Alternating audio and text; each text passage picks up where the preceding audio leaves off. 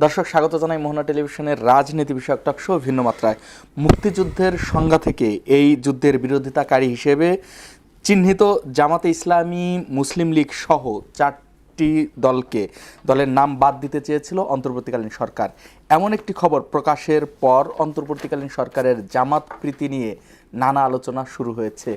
স্বাধীনতায় তাদের ভূমিকা নিয়ে এই প্রশ্নে কার স্বাধীনতা কার ঘরে, এসব বিষয়ে আলোচনা হচ্ছে। এসব বিষয় এবং সমসাময়িক রাজনৈতিক অন্যান্য বিষয় নিয়ে আলোচনা করব আজ অনুষ্ঠানের পুরোটা সময় জুড়ে। আপনাদের সঙ্গে আছি আমি রনি রেজা, এবং আজ আলোচনা করবার জন্য স্টুডিওতে আছেন জ্যেষ্ঠ সাংবাদিক ও রাজনীতি বিশ্লেষক মাসুদ কামাল। স্বাগতম আপনাকে। আমাদের সঙ্গে আরও আছেন সুপ্রিম কোর্টের আইনজীবী ব্যারিস্টার এস.এম. শাহরিয়ার কবির। স্বাগতম আপনাকে। আমি একটু মাসুদ কামাল ভাই, আপনার অনুমতি নিয়ে শাহরিয়ার কবির ভাইকে দিয়ে আজকে আলোচনাটা শুরু করতে চাই। শাহরিয়ার কবির ভাই, আপনার একটি বক্তব্য সোশ্যাল মিডিয়ায় ঘুরছে যে ৭১ আমাদের স্বাধীনতার সময় ছিল না, বরং ৭১ ছিল পরাধীনতার ভেতরে ঢোকার সময়। যদি একটু ব্যাখ্যা করতেন যে তাহলে আমরা আবার সুযোগ পেয়ে, আপনি মানে ভারতের বলয়ে ঢুকে যাওয়ার এই বিষয়ে বলেছেন, ব্যাখ্যাও দিয়েছেন তখন, তো তাহলে কি আমরা আবার সেই স্বাধীনতায় ফিরবো কিনা, মানে পাকিস্তানের সঙ্গে আবার যুক্ত হওয়ার কোনো আছে কিনা, না কি সমাধান কি? ধন্যবাদ আপনাকে, আপনার মাধ্যমে আপনার টিভির সমস্ত দর্শকদেরকে সালাম এবং শুভেচ্ছা, এবং আপনাদেরকে আসসালামু আলাইকুম রহমতুল্লাহি ওয়া বারাকাতুহু। প্রথম কথা হলো, আমি হয়তো যেভাবে বলছি সেভাবে হয়তো বুঝাতে পারিনি, এটা আমার ব্যর্থতা। না, এখন প্রথম জিনিস বলছি আমি যে ৭১ সালে ২৫শে মার্চ কালো রাতে যে স্বাধীনতা শুরু হয়েছে, ১৬ই ডিসেম্বর ১৯৭১ সালে বিজয় হয়নি, বরং পরাধীনতা শুরু। এবং এখানে আমি সুন্দর করে বলছি যে পাকিস্তানের হাত থেকে আমাদের যে বিজয় আসার কথা ছিল, নিজের পায়ে দাঁড়ানোর, সেই বিজয়টা ভারত ছিনতাই করে নিয়ে যায়। এবং আমি এখানে একটা জিনিস বলছি যে বাংলাদেশের প্রথম বিজয় দিবস হওয়া উচিত ৭ই নভেম্বর ১৯৭৫। ৭ই নভেম্বর ১৯৭৫, ১৬ই ডিসেম্বর ১৯৭১ কখনোই বিজয় দিবস হতে পারে না। কারণ সেদিন পাকিস্তান বাহিনী সারেন্ডার করছে ইন্ডিয়ার কাছে, ইন্ডিয়ার বাহিনীর কাছে। সেখানে কোনো যৌথ বাহিনী ছিল না, আমাদেরকেও আতাউল গনি ওসমানীকেও নিয়ে যাওয়া হয়নি, খন্দকার সাহেব ওখানে দাঁড়ায় ছিলেন, তাকেও সাইন করতে দেওয়া হয়নি। এবং আপনারা যদি দেখেন ১৬ই ডিসেম্বরের পর থেকে যে কাজগুলো, তখন খন্দকার সাহেব কি মানে সাইন করবার মতো তার ছিল? থাকবে না কেন? আপনি তো একটা জিনিস বোঝেন, আপনি একটা সরকার ফর্ম করলেন না, আপনি এপ্রিল মাসে, আপনি এপ্রিল মাসে তো সরকার গঠন করলেন। কবে? ১০ই এপ্রিল ১৯৭১। আপনি মুজিবনগর সরকার তো অস্থায়ী কার্যালয় হলো, আপনি পতাকা তুললেন, ফাংশন করতেছেন, এবং আপনি মুক্তিযুদ্ধ পরিচালনা করতেছেন কার মাধ্যমে? মুক্তিযুদ্ধ পরিচালনা করতেছেন কার মাধ্যমে? অস্থায়ী। এবং আপনার একজন রাষ্ট্রপতি আছে, আপনার একজন প্রধানমন্ত্রী আছে, আপনার মন্ত্রী পরিষদ আছে। সেই মন্ত্রী পরিষদ জুলাই মাসে, ৭১ সালের জুলাই মাসে আব্দুল সামাদ আজাদকে ফরেন মিনিস্টার করা হলো, ইয়াকে বাদ দিয়ে, কাকে, খন্দকার মোস্তাককে বাদ দিয়ে। সে জাতিসংঘে পর্যন্ত গেলেন। তারপরে আপনি আসেন যে সর্বাধিনায়ক কাকে করা হলো? আতাউল গনি ওসমানীকে। এবং সর্বাধিনায়কের পরের পোস্টটা কাকে দেওয়া হলো? খন্দকার সাহেবকে। তাহলে ওখানে খন্দকার সাহেব দাঁড়া থেকে খালি ছবি তুললেন, কিন্তু ওনাকে সাক্ষীও রাখা হলো না, ওই পেজটায় সাক্ষীও রাখা হলো না। এই ইনস্ট্রুমেন্টটায় আপনি যদি সাক্ষী হিসাবে একজনকে রাখতেন, এখানে দেখেন জিনিসটা, দেখেন শহীদটা কার? শহীদ তো দুইজনার, নিয়াজি সাহেবের আর কার? অরোরার। আর কারণ নাই। সেই এখানে আর একটা জিনিস দেখেন, এই ভাইয়ের সামনে দিয়ে, the Pakistan eastern command shall come under the order of lieutenant general Jagdish Singh Arora as soon as this instrument has been signed. তাহলে আপনি বলতেছেন ১৬ই ডিসেম্বর পাকিস্তান ইস্টার্ন কমান্ড কার আন্ডারে চলে আসবে? লেফটেন্যান্ট জেনারেল জগদীশ সিং অরোরার আন্ডারে চলে আসবে। বলা আছে কি এখানে যে এটা আসবে কার আন্ডারে? কোনো জয়েন্ট ফোর্সের আন্ডারে না। তারপরে দেখেন, disobedience of order will be regarded as breach of the surrender terms. তাহলে আপনি সারেন্ডার করলেন কার কাছে? আচ্ছা, এরপর কি ভারতের সেনা ফিরিয়ে দেওয়া বা শেষ করে না, এখানে আরো কথা, বাংলাদেশের স্বাধীনতা নিশ্চিত হয়নি তখন কেন? আপনি এই জিনিসটা আরো সুন্দর করে বলছেন যে বাংলাদেশে ৭ দফা চুক্তি করছেন। আজ পর্যন্ত কেউ এক বিষয়ে ডিনাই করছে যে ওই দিন সৈয়দ নজরুল ইসলাম সাহেব যে অজ্ঞান হয়ে যায়নি? ভাই আছে আমার সামনে, ভাই এটা বলুক যে ৭ দফা চুক্তিতে কি ছিল? যে আমরা অঙ্গরাষ্ট্র হয়ে যাচ্ছি ভারতের। ৭ দফা যে চুক্তি যুদ্ধের সময় করা হলো, সেই চুক্তি কি শেখ মুজিবুর রহমান টার্মিনেট করছে? শেখ মুজিবুর রহমান সেটাকে রেটিফাই করছে ২৫ বছরের চুক্তির মাধ্যমে। তা আপনি তো নিজেই স্বীকার করে নিলেন। 25 বছরের চুক্তির মধ্যে কি অঙ্গরাজ্য? আপনি কি একটা জিনিস বলেন যে আপনি, আমি জানি না, আপনারা যদি এটাকে এইভাবে, ভুটানের স্বাধীন পররাষ্ট্রনীতি করার অধিকার নেই। আপনি জানেন নেপালে স্বাধীন মিলিটারি নাই, ছিল না, সেই জন্যই আমরা ডিভিশন 25 বছরের চুক্তির মধ্যে ছিল, কতখানি আপনি আর্মি রাখতে পারবেন জানেন আপনি। এই জন্য তো আর্মিকে রিপ্লেস করে রক্ষী বাহিনী। এবার আর জিনিস দেখেন, আপনি যদি স্বাধীন হয়ে থাকেন তাহলে আপনি উবানকে কেন নিয়ে আসলেন যে বাংলাদেশে একটা প্যারামিলিশিয়া তৈরি করে নেওয়ার জন্যে? আপনার একটা জিনিস, আরেকটা জিনিস দেখেন, বাংলাদেশের মুক্তিযুদ্ধের নেতৃত্ব দিয়েছে যে কজন সেক্টর কমান্ডার, তারা কিন্তু সবাই কিন্তু আর্মি থেকে আসছে, তাই না? আজকে যদি আর্মি থেকে এসে থাকে তারা, আপনি মেজর জলি সাহেবকে অ্যারেস্ট করলেন কেন? দীর্ঘ 1 বছরের মতো অ্যারেস্ট করে রাখলেন কেন? ভারতীয় সেনাবাহিনী আমার সেক্টর কমান্ডার, মুক্তিযুদ্ধের সেক্টর কমান্ডারকে অ্যারেস্ট করে রাখলেন। আরও আসেন, 16 ডিসেম্বর পর সমস্ত জেলা উপজেলা সব জায়গায় ইন্ডিয়ান অফিসার কেন ডিসি হিসাবে নিয়োগ হলো? এসপি হিসাবে কেন ইন্ডিয়ান অফিসার নিয়োগ হলো? ইন্ডিয়ান অফিসার, এই যেগুলো কথা বললাম, যে এগুলো আমি তো যখন বলি আগে, সেই জন্য বললাম যে 75 সাল পর্যন্ত আপনি যা শোনেন, 1942 সালের মনন্তর বা দুর্ভিক্ষর পর 74-এর দুর্ভিক্ষ, এবং এই 75 পর্যন্ত আরও একটা জিনিস আপনাকে বলি, 15ই আগস্ট আপনি জানেন ফারাক্কা টেস্ট ড্রাইভ শুরু হয়েছে। 15ই আগস্ট 1975 সালে ফারাক্কাবাদ প্রথম টেস্ট ওপেন রান শুরু হয়েছে। তাহলে আজকে যারা আমরা অনেক কথাই বলি, তারা কি বলি যে বাংলাদেশকে সিকিমের মতো গিলে খেতে চেয়েছিল, এই আমার এই সেনাবাহিনীর অফিসাররা ছিল, মুক্তিযোদ্ধারা ছিল, সেই কারণে হয়তো, বা আমি বিশ্বাস করি সেই কারণে বাংলাদেশের একটা বিরাট অংশের মানুষ কখনোই ভারতের, কারণ এইটা একটা মীমাংসিত ইস্যু। 1947 সালে পাকিস্তান সৃষ্টি হয়েছে ধর্মের ভিত্তিতে, এখানে মুসলমানরা থাকবে। আজকে নতুন করে কেন সেখানে 71 সাল ধর্মনিরপেক্ষতা নিয়ে আসতে চাইলেন? 47 সাল তো মিছা, টু নেশন থিওরির মূল কথাটাই ছিল। 71 মুভমেন্ট কি তাহলে ভুল ছিল? না, 71 মুভমেন্ট ভুল ছিল না। 71 আমি বলি, পূর্ব পাকিস্তান পশ্চিম পাকিস্তান আলাদা, টুডে টুমোরো হতো, কিন্তু আমাদেরকে আলাদা হতে হতো আমাদের মতো করে। আচ্ছা, কিন্তু এটাকে যেভাবে আজ পর্যন্ত দেখাচ্ছে ইন্ডিয়া সমস্ত সিনেমা থেকে সবকিছু, যে ইট ইজ গিফটেড, এই জিনিসটা হচ্ছে মিথ্যা। এই মিথ্যাটাকে আপনিও তো আপনার আলোচনায় যেভাবে বললেন তাতে ইন্ডিয়ান গিফটেডই, না আমরা গিফটেড নাই, সেটা তো আমি বললাম কবে, 7ই নভেম্বর কি হলো? আচ্ছা, 7ই নভেম্বর কেন বলতেছি, এই দীর্ঘ সময় 30,000 মুক্তিযোদ্ধাকে কেন মেরে ফেলে দিলেন? আচ্ছা, মুজিব বাহিনী লক্ষ লক্ষ বিহারিকে মেরে ফেলে দিলেন, নন বেঙ্গলিকে মেরে ফেলে দিলেন, মুক্তিযোদ্ধাকে মেরে ফেলে দিলেন কেন ভাই? কারণ আমরা কেউ বর্ষতা স্বীকার করতে চাইনি ভারতে। সেজন্য যুদ্ধটা কন্টিনিউ, 71 থেকে 75 পর্যন্ত যুদ্ধ কন্টিনিউ।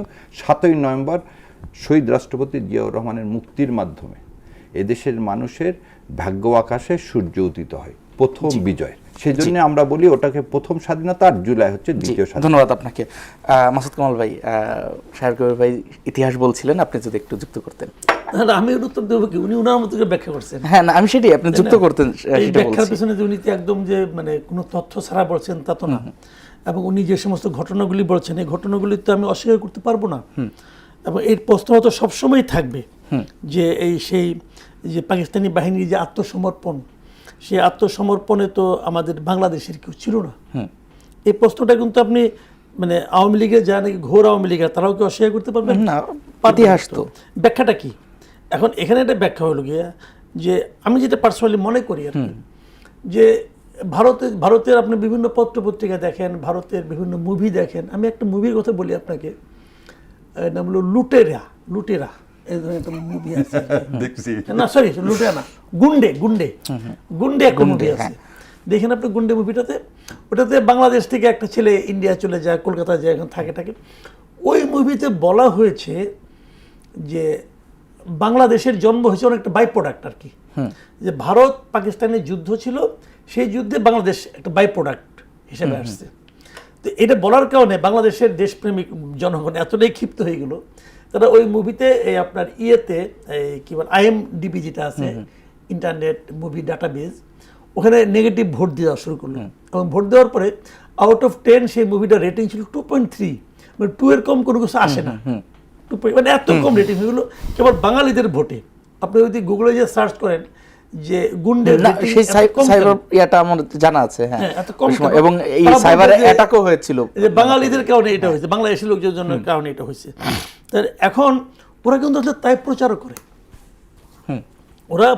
করে, যে এটা মানে আমাদের এখানে এটাই হিসেবে আসছে। আবার পাকিস্তানিরা আরেক কথা বলে, পাকিস্তানিরাও বলে যে ঢাকা ফল বলে, ঢাকা ফল বলে এটাকে। 16 আগস্টকে 16 ডিসেম্বরকে পাকিস্তানি মিডিয়াগুলি বলে ঢাকা ফল। এবং ওরাও কিন্তু বলে ঢাকার পতন হয়েছে, ওদের নিয়াজি আত্মসমর্পণ করছে, ওরাও বলে এটা কিন্তু ইন্ডিয়ার কাছে পাকিস্তানিরা বলে। এখন আমি বলি যে আমাদের ওই দিন বিজয় হয়েছে। আমি কিন্তু ভারতের বক্তব্য, পাকিস্তানের বক্তব্য, আমাদের বক্তব্য, এটার মধ্যে আমি খুব একটা বিরোধ দেখি না। আচ্ছা, বিরোধ দেখি না মানে কি, এই বক্তব্য কি হইলো, কে কি লেখলো, কে কি বললো, এর চেয়ে বড় কথা বাস্তবে কি ঘটলো। হ্যাঁ, আমি এটাকে হাইলাইট করার চেষ্টা করি, কারণ বাস্তবে অনেক কিছু ঘটে কিন্তু যেটা নাকি ওই লেখালেখির মধ্যে থাকে না। যেমন 16 ডিসেম্বর 1971 সাল, ওই দিন কি ঢাকায় একটা বিজয় হয় নাই? হয়েছে তো। ওই দিন কি রাস্তায় পাকিস্তানি বাহিনী আর ছিল না? রাজাকার বাহিনী ছিল না, ছিল না তো। মুক্তি বাহিনীরা মিছিল করতেছে, ওপেন কথা বলতেছে। এখন এইটা হলো কি দৃশ্য, বাস্তবিক দৃশ্য। আড়ালে শাসকদের মধ্যে কি হয়েছে না হয়েছে সেটা তো বইপত্রের হিসাব, আপনি গবেষণা করতে থাকেন ভাই। যেমন মেজর জলিলকে গ্রেপ্তার করা হয়েছে, শাহরিয়ার ভাই যেটা বললেন ওটা সত্য। এই প্রশ্নের উপর নির্ভর করে কিন্তু জাসদ হয়ে গেছিল। হ্যাঁ, জাসদটা কি মুক্তিযোদ্ধা ছিল না? মুক্তিযোদ্ধা কি জাসদের লোকজন ছিল না? যারা জাসদ করেছে তারা কি মুক্তিযোদ্ধা ছিল না? ছিল তো। তা আপনি একজন সেক্টর কমান্ডার ছিলেন, 9 নম্বর সেক্টরে ছিলেন মেজর জলিল। হ্যাঁ, আপনি মেজর জলিলকে অ্যারেস্ট করলেন কেন? আপনার মেজর জলিলের যে বইটা আছে, ওই যে সীমাহীন সময় বইটা আপনি পড়ে দেখেন, ওই বইটা শুরুতেই আছে যে বঙ্গবন্ধু 10ই জানুয়ারি রমনায় এখানে রেস্ট করছে, উনি বক্তৃতা দিচ্ছেন। তখন এই রমনা থানার একটা প্রকোষ্ঠে মেজর জলিল বন্দী অবস্থায় আছেন। হ্যাঁ, মানে উনি যখন এখানে বক্তৃতা দিচ্ছেন দেশে ফেরার পর, সেই বক্তৃতা উনি ওই রুমে বসে বসে শুনতেছে, কিন্তু সে বন্দী। এবং উনি কে? একটা সেক্টর কমান্ডার। হ্যাঁ। তো এই বাস্তবতাটাকে আপনি কিভাবে ডিফাইন করবেন বলেন তো আপনি আমাকে? আমাদের তো বিজয় হয়েছে, আমাদের স্বাধীন দেশ, তো আমার সেক্টর কমান্ডার বন্দী কেন বলেন আপনি? নানা প্রশ্ন আসতে পারে। এখন আমি বলছেন যে ওই দিন আমরা উনি ওইভাবে বলে, আমি ওনার ব্যাখ্যা এক ধরনের, আমার ব্যাখ্যা এক ধরনের। আমার কথা হলো উনি যে সমস্ত তথ্য দিয়েছেন তথ্যগুলি কিন্তু ভুল না, তথ্যগুলি সঠিক। বাট এই তথ্যগুলির উপর নির্ভর করে ওনার যে ব্যাখ্যা, ওইটা হলো ওনার ব্যাখ্যা, আমার ব্যাখ্যা ভিন্ন। আচ্ছা, আমার ব্যাখ্যা হলো যে পর্দার আড়ালে কি হয়েছে না হয়েছে সেটা নিয়ে আপনি গবেষণা করেন, কোনো সমস্যা নাই। কিন্তু 16 ডিসেম্বর আমার বিজয় হয় নাই। ওই দিন মুক্তিযোদ্ধারা ঢাকার মাঠে, ঢাকার রাস্তাঘাটে ওপেন বিজয়ীর বেশে ঘুরে নাই, এটা আমি বিশ্বাস করি না। আচ্ছা, আমি মনে করি ওটা আমাদের প্রকৃত বিজয় দিবস ওইটাই। আচ্ছা, 16 ডিসেম্বরই। আচ্ছা, এখন পরবর্তী 3 বছর আমরা বলতেছি, উনি বলতেছেন যে আমরা পরাধীন ছিলাম। হ্যাঁ, হয়তো বা কাগজে কলমে ওইগুলি ধরলে পরে ছিলাম, কিন্তু ওইগুলি কোনটা বাস্তবায়িত হয়েছে এখানে? আমরা কি তখন বাংলাদেশের স্বাধীন পতাকা উড়াই নাই? আমরা যদি ভারতের অঙ্গরাজ্য হয়ে থাকি তাহলে তো আমাদের ভারতের জাতীয় সঙ্গীত আমাদের জাতীয় সঙ্গীত হইতো, তা তো হয় নাই, তো হয় না, তাই না? কাজে ওইগুলো আমি ওইভাবে দেখি না। কিন্তু বিষয়গুলো শোনেন, আমি কতগুলো জিনিস বলি। যেমন বাংলাদেশ এই মুহূর্তে কি স্বাধীন না? স্বাধীন তো, স্বাধীন। আমরা স্বাধীন সার্বভৌম রাষ্ট্র। আমরা কি পৃথিবীর যে কোনো দেশের কাছ থেকে তেল কিনতে পারবো? আমেরিকার অনুমতি লাগবে, এখন অনুমতি লাগবে। হ্যাঁ, তাহলে আমি যখন বলি আমেরিকার আমি অঙ্গরাজ্য হয়ে গেছি, অনেকে ফান করে বলে আমরা আমেরিকার অঙ্গরাজ্য হয়ে গেছি। আমি কি আমেরিকার অঙ্গরাজ্য হয়েছি? আমি তো মনে করি না। শাসক গোষ্ঠী কি করেছে এটা তাদের ব্যাপার, জনগণ কি ভাবে এটাও তাদের ব্যাপার। আচ্ছা, জনগণের ভাবনা এবং শাসক গোষ্ঠীর ভাবনা যদি মিল না হয় তখন একটা বিরোধ তৈরি হয়। সে বিরোধে কে জিতবে কে হারবে সেটাও একটা ব্যাপার। যেমন আমি আরেকটা এক্সাম্পল দিয়ে বলি, শাহরিয়ার ভাই এটা জবাব দিবেন নিশ্চয়ই, আমি ওনার কাছ থেকে ব্যাখ্যাটা জানার জন্য খুবই আগ্রহী। গতকালকে ছিল জুলাই মাসের 4 তারিখ যুক্তরাষ্ট্রের স্বাধীনতা দিবস। স্বাধীনতা দিবস উপলক্ষে আমাদের সংসদ ভবনের সামনে বিশাল একটা আয়োজন হলো। সেখানে সরকারি দল, বিরোধী দল সবাই গেল। তো এই পাশে পাকিস্তানের যুক্তরাষ্ট্রের পতাকা, এই পাশে বাংলাদেশের পতাকা, দুইটা দিয়ে মাঝখানে যায় না, ওনাদের আর্মিরা গান গাইলো, আর্মির যে ব্যান্ড সঙ্গে আমাদের লোকরা। আচ্ছা, আমাদের জাতীয় সংসদের দক্ষিণ প্লাজায়, জাতীয় সংসদ প্রাঙ্গণে এই 55 বছরের ইতিহাসে অন্য কোনো দেশের স্বাধীনতা দিবস এইভাবে পালন হয়েছে? ধরা যাক হাইপোথেটিক্যালি 2024-এ অথবা 2024-এর 4 জুলাই যদি ভারতের স্বাধীনতা দিবস অথবা 2024 অথবা 23 অথবা 22 যে কোনো আপনি মনে করেন হাসিনা সরকার যখন ছিল তখন যদি এরকম একটা ঘটনা ঘটতো, তখন তারা এমবাসির মধ্যেই করতো। হ্যাঁ, তাহলে যদি ইন্ডিয়ার একটা স্বাধীনতা দিবস পালন হইতে এভাবে কি বলতেন ওরা, শায়ের বাইরে কি বলতেন? জি, এখন বলেন না কেন? জি, এখন বলেন না কেন? স্লোগান দৌড়ছিল, দিল্লি না ঢাকা, দিল্লি না ঢাকা বলছিল তো। এখন যদি কেউ বলে দিল্লি না ঢাকা, ওয়াশিংটন ওয়াশিংটন, তাহলে এটা কি আমাদের স্বাধীনতা যায় না ভাই? এই বেজ্জতি হয় না? বলছে না যে গোলামি না আজাদি। এখন যদি বলে আমেরিকার দালালি, কি বলবেন আপনি? এটাকে ব্যাখ্যা করবেন কি? কিন্তু বাস্তবতা কি? আচ্ছা, কে কি করছে না করছে সেটা একটা বিষয়, জনগণ কি ভাবছে সেটা আরেকটা বিষয়। জি, আমরা তাহলে একটু শাহরিয়ার কবির ভাইকে শুনি। শাহরিয়ার কবির ভাই, মাসুদ কামাল ভাই প্রশ্ন রেখেছেন। মাসুদ ভাই, কামাল ভাই যে কথা বলছেন সত্যি ঠিক। সেটা হচ্ছে পর্দার অন্তরালে কি হচ্ছে সেটা একরকম, জনগণ চিন্তা করছে সেটা একরকম। যেমন আপনাকে একটা কিছু জিনিস বোঝার মতো আছে। আমি বললাম 47 সালে আমরা ভাগ হলাম, পাকিস্তান আমাকে একটা দেশ হলো কিসের ভিত্তিতে? ধর্মের ভিত্তিতে। আর ওরা হলো অসাম্প্রদায়িক হিসাবে ইন্ডিয়া হয়ে গেল। সো ভাগ তো আমরা হয়েই গেলাম। আচ্ছা, সেকেন্ডলি কথা হলো একটা জিনিস আমি মাসুদ কামাল ভাইয়ের মাধ্যমে জানতে চাই। বাংলাদেশে কিন্তু সেরকম বড় কোনো দাঙ্গা কোনো দিন হয়নি, হিন্দু মুসলমান কোনো দাঙ্গা হয়নি।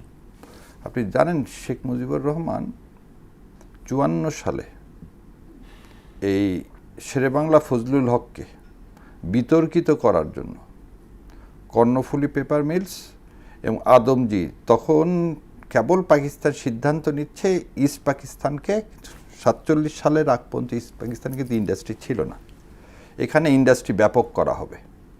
সেই সময় এই ভারতের ইশারায় এই আওয়ামী লীগের কর্মকাণ্ডে কি হলো? দাঙ্গা হলো দুইটা শ্রমিকের মধ্যে কথা কাটাকাটি দিয়ে, কি বাঙালি আর নন বেঙ্গলি দিয়ে, এবং সেটার বীজটা রোপণ করলেন কোথায়? দেখেন, ভুল কিন্তু অন্য জায়গায়।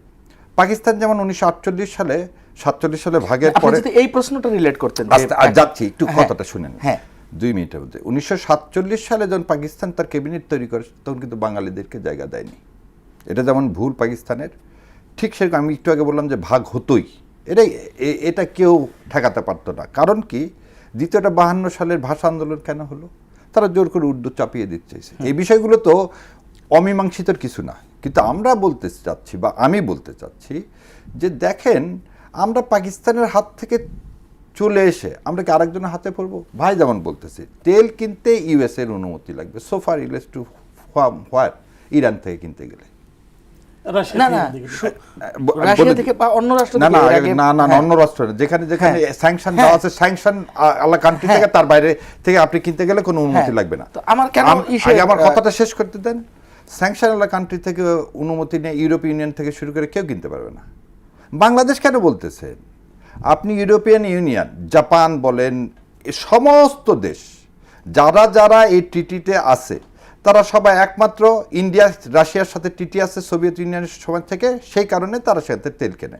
ঠিক আছে, আপনি আমাকে বলেন তো যে ইউনাইটেড কিংডম চাইলে কিনতে পারবে? গ্রিস কিনতে পারবে? টার্কি কিনতে পারে না।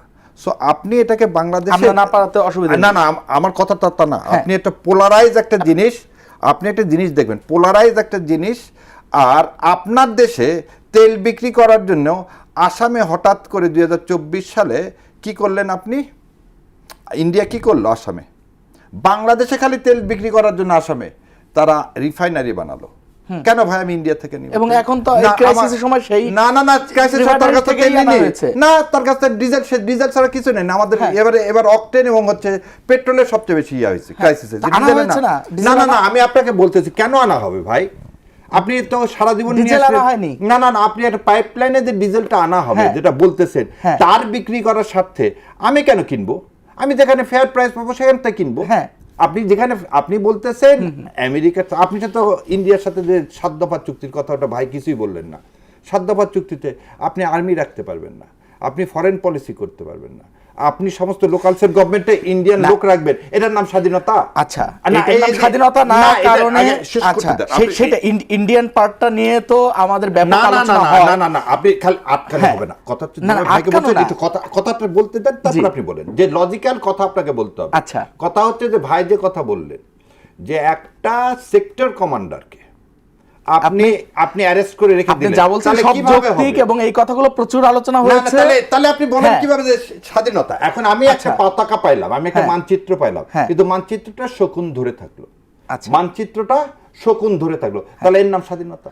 যেটা 17 আমি মানচিত্র বছরে- পেয়েছি, না, না, এটাও তো সত্য। না, শকুন ধরে রেখেছে, আপনি আরে ভাই, শকুনের আপনি পাটটা একটা বলেন। তাহলে এই 17 বছর কি আপনি স্বাধীন ছিলেন নাকি? আচ্ছা, আপনি 17 বছরে আমাকে একটা আজকে যেমন বড় বড় কথাবার্তা অনেকেই বলে, আমি তো কারো কথা শুনি না। যেদিন জেনারেল আজমিকে তুলে নিয়ে গেছিল, সেই তো কোনো সুশীলকে দেখিনি যে টকশোতে কথা বলতে। যেদিন আমার বন্ধু, আচ্ছা, না, না, তখন না, বলা না, যায়নি, আরে, তখন তার বাক মানেটা কি? স্বাধীনতা ছিল না, তার মানে কি? সেজন্য কি এখনো বলবো না? এখন তো বাক এখন তো স্বাধীনতা আছে। বলবেন। তাহলে আপনি আর আপনি এখন আমাকে এখন বলতে কথা দিচ্ছেন বললেন না তো, আপনি এখন আমাকে প্রশ্ন তুললে আপনি না, কেন না, বলেন প্রশ্ন- যে সুশীলরা কোথায় ছিল? কারণ তখন সুশীলরা আচ্ছা, আপনি ছিল, কথা বলবেন, বাক না আমি স্বাধীনতা বলবো। ছিল না। না, না, না, আপনি কিন্তু- বলবেন না আমি বলতে না, দিবেন। না, না, আপনি তো তাহলে আপনি আপনি না, যে আপনি প্রশ্ন ওই জায়গায়- রেখেছেন, না, না, আপনি যে প্রশ্ন রাখছেন, আমি আপনি তো প্রশ্ন সেটা দিতে ক্লিয়ার পারেন। করব না। না, আপনি কি উত্তর দেওয়ার জন্য এখানে আসছেন, না আপনি ওখানে তাহলে গিয়ে- আপনি প্রশ্ন রাখছেন না, তো। না, আমি তো প্রশ্ন রাখছি জাতির কাছে, আপনার কাছে না তো। আচ্ছা, আপনার সাথে কি আমি এখানে আচ্ছা, কথা- এখানে আপনি জাতি কথা এসে তো বলতে আর দেন। পারছে না। না, না, হ্যাঁ, আপনি আপনি কথা বলেন। বলতে দেন। আচ্ছা, বলেন। আপনি তো নিয়ে আসার কথা বলার জি, জন্য জি, না? বলেন। তাহলে আপনি এত ইন্টারাপ্ট না, করতেছেন আপনি কেন? যখন প্রশ্ন না, করবেন, না, আমি তো তো আপনার করিনি। আচ্ছা, আপনার কাজ ওখান থেকে মডারেট করা। আচ্ছা, না, অবশ্যই সময় রিলেট হয় না, করা, আর কারণ একটা জাতি সময় হতে চেন নাই, না। চ্যানেলের মতন। না, শুনেন, এই সুন্দর করে বলতেছি। ট্যাগিং এর রাজনীতি ট্যাগিং এর রাজনীতি না, এখন আপনাকে খুব করেন ভালো না, বুঝছেন? না, মানে আপনি আমরা tagging এর সমা, রাজনীতিকে হুইজ বলতে- সমা, আপনি এখানে চ্যানেলের সমা সময় কি প্রসঙ্গ আপনি আনলেন কেন? সরাতেন না? এখন প্রসঙ্গ না, না, না, সমা কি- এইখানে সমা কেন? আপনি- সমা কিভাবে আপনি প্রাসঙ্গিক যেটা বলেন? যা করতেছেন এটা সবার মতো হলো না? মোটেও তাহলে না। আমি বলতে পারি না? আমি আপনি প্রশ্ন না, না, রেখেছেন, আমি আপনি আনসার আমাকে তো দিচ্ছি। ইন্টারাপ্ট করে যাচ্ছেন বারবার। আপনি প্রশ্ন রাখছেন তো, না, আমি প্রশ্ন তো আপনাকে এগেইনস্টে বলতে কি আসে? রাখতেছি না তো। আমি আমার কথাটাকে বলতে আচ্ছা। দিচ্ছেন না, আপনি 100 আচ্ছা। প্রশ্ন তুলতেছেন। এটা কি কোনো না, আমি প্রশ্ন sense হলো তুলছি না, নিয়ে আপনি আসা? প্রশ্ন করেছেন, আমি না, না, answer আমি করছি। আপনাকে দিব নি। আপনি বলেন, ঠিক আছে, তা আপনি আপনি তো বলেন। বলতেই দিচ্ছেন না। জি, আপনি বলেন। এই জন্য বললাম, তাহলে আপনি বলেন যে সোমা সৈরাচার না, সোমা এইবারে আন্দোলন জুলাইকে অন করে, বলেন। সমার প্রসঙ্গে সোমা, আপনি না, না, বলেন, এটা আপনি তিন আপনাকে কথা আমি বলেন, বলবো অসুবিধা নাই। না, না, না, আপনি যে বলতেছেন হঠাৎ করে, কেন আপনারা এইসব বয়ান তৈরি করেন? কারণ আপনারা moderator, you have to facilitate. আপনি বয়ান তৈরি করার জন্য এখানে আসেননি। না, আমি বয়ান আপনি তৈরি বয়ান করছি না, তৈরি আপনি করেন প্রশ্ন না, রেখেছেন, আমি আপনি আনসার দিয়ে যেখান থেকে করছি। শুরু করছেন, প্রথম হ্যাঁ। কথাটাই শুরু করছেন, যে আপনাকে কিন্তু আমি বসার আগে বলছি, ভাই কি নিয়ে আলোচনা হবে? আপনি কিন্তু বলেননি যাতা আলোচনা হচ্ছে। হ্যাঁ, অবশ্যই বলেছি। না, এগুলো বিষয়ে একটা কথাও বলেননি। আচ্ছা, আপনি যেটা দিয়ে শুরু করছেন ফ্রিডম ফাইটারের নিয়ে, সেটা আমাকে বলতেই দেননি। আচ্ছা, ফ্রিডম ফাইটার বলেন। ডেফিনেশন আপনি 1972 আচ্ছা, সালে, আপনি বলেন, শোনেন, আপনি বলেন। 1972 সালের the Bangladesh welfare trust order 1972 তে ফ্রিডম ফাইটার ডেফিনেশন সেকশন 5 এ কি দেওয়া ছিল জানেন? বলেন আপনি। ভাই ভালো মতো জানে যে যারা পাকিস্তান সৈন্যর সাথে যুদ্ধ করছে তারা ফ্রিডম ফাইটার। আপনি 18 সালে হঠাৎ করে জামাত নিয়ে আসলেন কেন? আপনি নিজামে পার্টি নিয়ে আসলেন কেন? 72 সালে তো এটা মীমাংসিত জিনিস। আচ্ছা, আপনি 72 সালে আইন করলেন, আইন করে মুক্তিযুদ্ধের ডেফিনেশন দিলেন, এবং প্রথম আলো এদের নিয়ে বলছে 5 বার মুক্তিযুদ্ধের ডেফিনেশন চেঞ্জ করলেন, এবং শেখ হাসিনা করলেন, তারপর লাস্টে এসে করলে হচ্ছে ইউনূস সরকারের সময়। মুক্তিযুদ্ধটাকে কেন প্রোডাক্ট বানাচ্ছে? আর আমরা যখন বারবার বলতেছি ভারত, আমি আপনি সবাই বাংলাদেশ, জি। আমরা বাংলাদেশকে আফোল্ড করতে চাই। আমার এই মানচিত্রটা শকুন খামসা ধরছে, শকুনের হাত থেকে মুক্ত করার জন্য 24 আমাদের দ্বিতীয় স্বাধীনতা। জি। এই বিষয়ে তো কোনো হওয়ার কথা না, এই বিষয়ে তো কারো কোনো দ্বিমত থাকার কোনো কারণ না। আপনি একটু আগে বললেন যে আমরা আসলে স্বাধীন ছিলাম না, তো সেই স্বাধীনতা তো উপভোগ করতে চাই। জি। তো উপভোগ করতে যদি চাওয়া হয়, তেল কেনার অনুমতি লাগবে ইউএসএ, সেখানে বললাম যে অন্য দেশগুলো কিনতে লাগবে। আচ্ছা, এখন দ্বিতীয় কথা আছে, ভাই যেটা বললেন পার্লামেন্টের ভবনের সামনে, যেটা ইউএসএ করছে, এটাকে ইউএসএতে পার্লামেন্ট ভবনের সামনে করতে দেওয়াটা সরকার কিভাবে করতে দিলেন? আর দেওয়ার জায়গা কি আর ছিল না? আমি যদি পার্সোনালি আমার কাছে জিজ্ঞাসা করেন, এটা সরকারের কোনোভাবে উচিত হয়নি। আচ্ছা, কারণ সংসদ ভবনটা কাজটা কি সংসদে, সেখানে যেমন আপনাকে একটা জিনিস দেখাই, যে ভারতের বিভিন্ন অনুষ্ঠান বিভিন্ন জায়গায় হয়, যেমন ভিক্টোরি মেমোরিয়ালে হয়, সেখানে যদি বিভিন্ন রাষ্ট্রীয় অতিথি আসে তখন হয়। রাষ্ট্রীয় অতিথি আসলে তখন যদি আপনি করতেন, দ্যাট লুকস নাইস। কিন্তু কোনো একটা দেশের স্বাধীনতা দিবসের জন্য আপনি এই দক্ষিণ প্লাজাকে ইউজ করতে দিতে পারেন না। এখন যদি অন্য দেশে যদি চায়, তাকে যদি না দেন। জি, এই কারণে পরবর্তী প্রশ্ন করি। বলেন। আচ্ছা, এটা সংক্ষেপে বলবেন। সেটা হচ্ছে, জামাতের আমির বলেছেন যুক্তরাষ্ট্র বাংলাদেশের পরীক্ষিত বন্ধু। আমরা জানি 71-এ স্বাধীনতার বিপক্ষেই ছিল যুক্তরাষ্ট্র, তাহলে পরীক্ষিত বন্ধুটা হলো কোন সময় থেকে যদি বলতেন?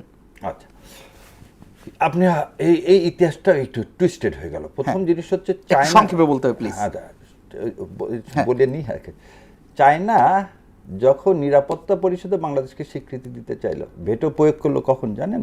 নভেম্বর মাসে 1972। কি বলে? যে এখনো বাংলাদেশে ইন্ডিয়ান সোলজার আছে। ইতিহাসের বই খাতায় সব এই সত্যটাকে নষ্ট করে দিয়ে লিখে দিলেন, মার্চ মাসে সব ইন্ডিয়ান সোলজার চলে গেছে। 75 সাল পর্যন্ত এদেশে ইন্ডিয়ান সোলজার ছিল। 75 সাল পর্যন্ত এদেশে ইন্ডিয়ান সোলজার ছিল। আচ্ছা, আপনি তা কেন 24-এর আন্দোলন আমরা দেখি আগে শেষ করতে বলতেন না, আগে 24-এর আন্দোলন না, ঠিক আছে প্রচুর বলেছেন না 24-এর, তাহলে ভাই বলবো না আপনি। আচ্ছা, আপনি প্রচুর বলছি আর বলবো না। আমরা শুনছিলাম ব্যারিস্টার শাহরিয়ার কবিরকে।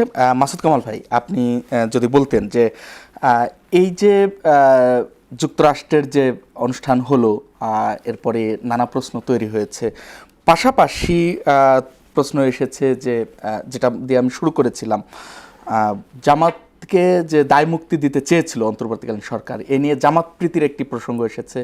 পাশাপাশি জামাত কিন্তু আবার কিছুদিন আগে বলেছিলেন জামাতের আমির যে অন্তর্বর্তীকালীন সরকার জনগণের সাথে ইনসাফ করতে পারেনি। আসলে অন্তর্বর্তীকালীন সরকার নিয়ে এই আলোচনাটার মীমাংসা কি? দেখেন, এগুলো নিয়ে চলতে থাকবে আলোচনা অনেক, বুঝছেন? আচ্ছা, এই যে কথা আপনি বললেন না যে অন্তর্বর্তীকালীন সরকার জামাতকে দায় মুক্তি দিতে চেয়েছিল, কেন দিতে পারে নাই, দিলে কি হতো? দেখেন, দায় মুক্তি দিতে পারতো কি পারতো না, তাতে কিছু যায় আসে না। আচ্ছা, যদি অন্তর্বর্তী সরকার ঘোষণা করতো যে জামাতই একমাত্র মুক্তিযুদ্ধের মানে অনুকূলে থাকে, মুক্তিযুদ্ধের চেতনার সরকার, যদি অন্তর্বর্তী সরকার ঘোষণা করতো, যদি সেটা সংবিধানে অন্তর্ভুক্ত করতো, তাতে কিছু যায় আসে না। আচ্ছা, কারণ জনগণ কি মনে করে সেটাই হলো বড় কথা। এই যে শাহরিয়ার ভাই ছিলেন, উনি চলে গেলেন হুট করে, যাই হোক, এই যাওয়াটা আমার কাছে অতটা শোভন মনে হয় নাই। যাই হোক, তবু আমি বলি একটা কথা, যে ওনার সঙ্গে আপনার বাহাস হয়েছে, সে মাঝখানে আমিও ছিলাম, আমি তো দেখলাম সবই, ঠিক আছে, আমি ধরে নিচ্ছি আপনি ভুল করেছেন, তারপর তুমি চলে যেতে পারেন না। একটা অনুষ্ঠানের তো একটা, আমি ইচ্ছা হলে আমি একটা অনুষ্ঠানে আপনাকে ঢুকছি, কিন্তু ঢুকা মানে কি, আমি অনুষ্ঠানের ফরম্যাটটাকে মেনটেন করতে হবে। জি, আমার পছন্দ না হলে সময়টা নির্ধারিত, আমার যদি ভালো না লাগে আমি আগামীতে আসবো না, কিন্তু মাঝখানে যদি আমি উঠে চলে যাই, এটা আমার মনে হয় না যে দর্শকের কাছে খুব ভালো মনে হবে। কারণ যতক্ষণ আমার বলার আমি বলে উঠে চলে যাব, আমি কথা, উনি একটা কথা বলেছেন, সে হলো মুক্তিযোদ্ধাদের আইনে কি বলা হয়েছে, ফ্রিডম ফাইটার কি বলা হয়েছে, 7 দফার মধ্যে বলা হয়েছে যে আর্মি রাখা যাবে না, বলছে না? কিন্তু বললেন, মানলাম যে ভারতের সঙ্গে বাংলাদেশের একটা চুক্তি হয়েছে, সেখানে ভারত বলছে যে ওইখানে আর্মি রাখা যাবে না। সেই চুক্তিতে বাংলাদেশ মনে করলাম, ধরলাম ওনার কথা অনুযায়ী সিগনেচার করছে, তারপর কি আর্মি ছিল না? আমাদের স্বাধীনতার পর থেকে, 71 সালের পর থেকে, আমাদের দেশ স্বাধীন 16 ডিসেম্বরের পর থেকে আমাদের দেশ কি কখনো আর্মি ছাড়া ছিল? না, ছিল, আর্মি ছিল।